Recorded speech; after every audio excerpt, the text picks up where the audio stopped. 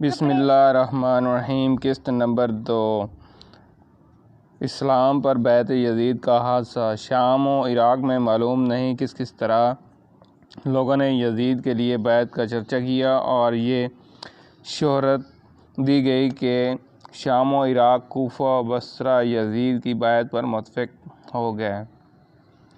اب حجاز کی طرف رخ کیا گیا۔ حضرت معاویہ رضی اللہ عنہ کی طرف سے امیر مکہ و مدینہ کو اس کام کے لیے مأمور کیا گیا۔ مدینہ کا عامل مروان تھا۔ اس نے خطبہ دیا اور لوگوں سے کہا کہ امیر المومنین معاویہ رضی اللہ عنہ، ابوبکر رضی اللہ عنہ، عمر رضی اللہ عنہ کی سنت کے مطابق یہ چاہتے ہیں کہ اپنے بعد کے لیے یزید کی خلافت پر بیعت لی جائے۔ عبد الرحمن بن ابی بکر رضی اللہ عنہ کھڑے ہوئے اور کہا کہ یہ غلط ہے، یہ ابوبکر رضی اللہ عنہ، عمر رضی اللہ عنہ کی سنت نہیں بلکہ کسریٰ و قیصر کی سنت ہے۔ ابوبکر رضی اللہ عنہ، عمر رضی اللہ عنہ نے خلافت اپنی اولاد میں منتقل نہیں کی اور نہ اپنا کنبہ و رشتے میں۔ حجاز کے عام مسلمانوں کی نظریں اہل بیت اطہار پر لگی ہوئی تھیں، خصوصاً حضرت حسین رضی اللہ عنہ بن علی رضی اللہ عنہ پر، جن کو وہ بجا طور پر حضرت معاویہ رضی اللہ عنہ کے بعد مستحق خلافت سمجھتے تھے۔ وہ اس میں حضرت حسین رضی اللہ عنہ، حضرت عبداللہ بن عمر رضی اللہ عنہ، عبد الرحمن بن ابی بکر رضی اللہ عنہ، عبداللہ بن زبیر رضی اللہ عنہ اور عبداللہ بن عباس رضی اللہ عنہ کی رائے کے منتظر تھے کہ وہ کیا کرتے ہیں۔ ان حضرات کے سامنے اول تو کتاب و سنت کا یہ اصول تھا کہ خلافت اسلامیہ خلافت نبوت ہے، اس میں وراثت کا کچھ کام نہیں کہ باپ کے بعد بیٹا خلیفہ ہو، بلکہ ضروری ہے کہ آزادانہ انتخابات سے خلیفہ کا تقرر کیا جائے۔ دوسرا، ان کی نگاہ میں یزید کے ذاتی حالات بھی اس کی اجازت نہیں دیتے تھے کہ اس کو تمام مملکت اسلامیہ خلیفہ مان لیا جائے۔ ان حضرات نے اس تجویز کی مخالفت کی اور ان میں سے اکثر آخر دم تک مخالفت پر ہی رہے۔ اسی حق گوئی اور حمایت حق کے نتیجے میں مکہ و مدینہ میں داد و رسن اور کوفہ و کربلا میں قتل عام کے واقعات پیش آئے۔ پلیز سیل HD کو سبسکرائب کریں۔ حضرت معاویہ رضی اللہ عنہ مدینہ میں۔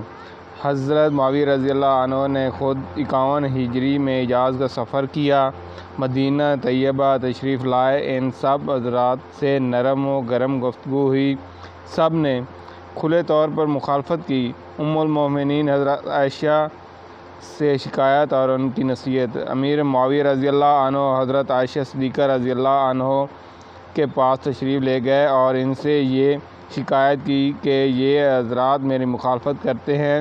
ام المومنین رضی اللہ عنہ نے ان کو نصیحت کی کہ میں نے سنا ہے کہ آپ ان پر جبر کرتے ہیں اور قتل کی دھمکی دیتے ہیں، آپ کو ہرگز ایسا نہ کرنا چاہیے۔ حضرت معاویہ رضی اللہ عنہ نے فرمایا کہ یہ غلط ہے۔ وہ حضرت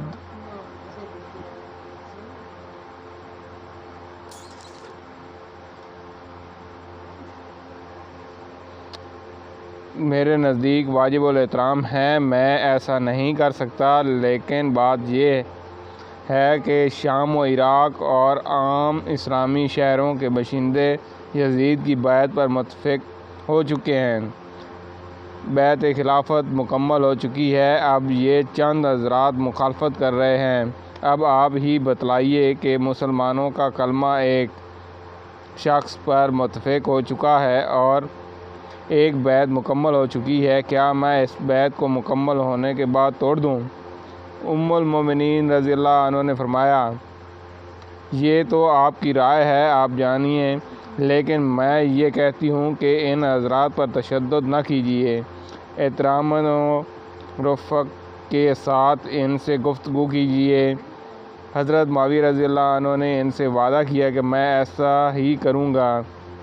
حضرت حسین رضی اللہ عنہ اور حضرت عبداللہ بن زبیر رضی اللہ عنہ حضرت معاویہ رضی اللہ عنہ کے قیام مدینہ کے زمانے میں یہ محسوس کرتے تھے کہ ہمیں مجبور کیا جائے گا، اس لیے ممائع اہل و عیال مکہ مکرمہ پہنچ گئے۔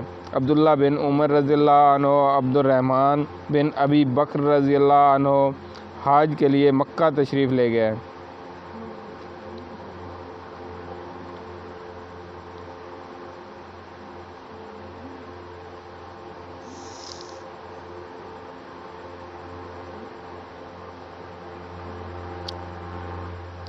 حضرت معاویہ رضی اللہ عنہ مکے میں مدینہ کے بعد حضرت معاویہ رضی اللہ عنہ حج کے لیے مکہ مکرمہ تشریف لائے۔ یہاں اول حضرت عبداللہ بن عمر کو بلایا اور فرمایا، اے ابن عمر، تم مجھ سے کہا کرتے تھے کہ مجھے ایک رات ایسی گزارنا پسند نہیں جس میں میرا کوئی امیر نہ ہو۔ میں نے اس امر کے پیش نظر اپنے بعد کے لیے یزید کی خلافت پر بیعت کر لی ہے کہ میرے بعد مسلمانوں میں افراتفری نہ پھیلے۔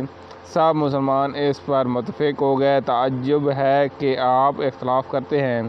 میں آپ کو متنبہ کرتا ہوں کہ مسلمانوں کے جمع شدہ نظم کو مقرر نہ کریں اور فسادات نہ پھیلائیں۔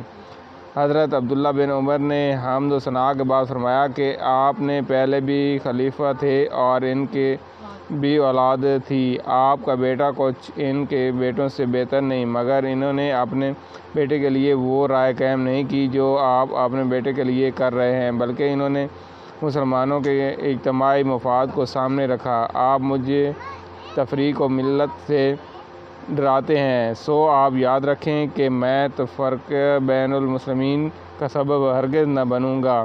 میں مسلمانوں کا ایک فرد ہوں، اگر سب مسلمان کسی راہ پر پڑ گئے تو میں بھی ان میں شامل رہوں گا۔